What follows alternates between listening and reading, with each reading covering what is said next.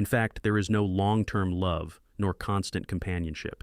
In the end, a lot of love will become a kind of bondage. When many people encounter problems, their first reaction is not to solve the problem, but to solve the other party. Everyone thought it was okay. There would be another one anyway.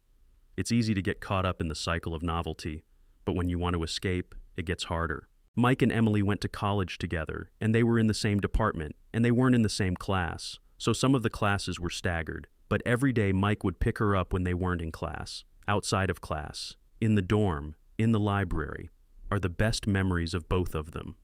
In Friends, in the eyes of the teacher, they love each other. The students in class are very envious of their feelings, but in fact often the more beautiful the appearance of the more deceptive.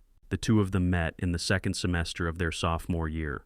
Mike thought that being with a girl meant paying more, so it was sweet when he was in love. Every time he saw her, he would buy a bunch of flowers because Mike thought ritual was important. Every meal is a cup of milk tea. No matter where they go together, even though they are not in the same class time is different. Sweet degree, but also envy others.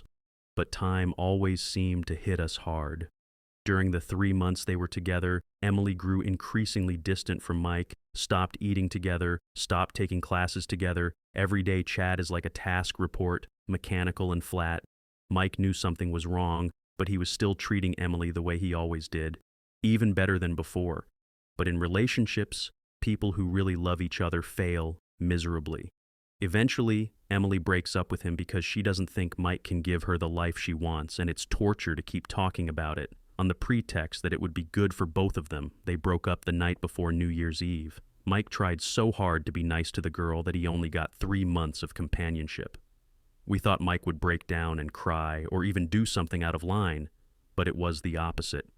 That night, Mike sat quietly on the balcony smoking cigarette after cigarette, but he just sat there quietly all night.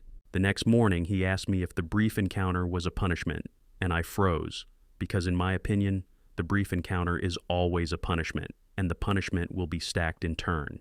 In fact, true love is not cheap, can be let down more. It is no longer so valuable. People will meet a lot of people in this life, care too much about those who leave. You will only get into it, more to see whether it is because of novelty or dull period of people will not leave you. So, true love becomes more valuable.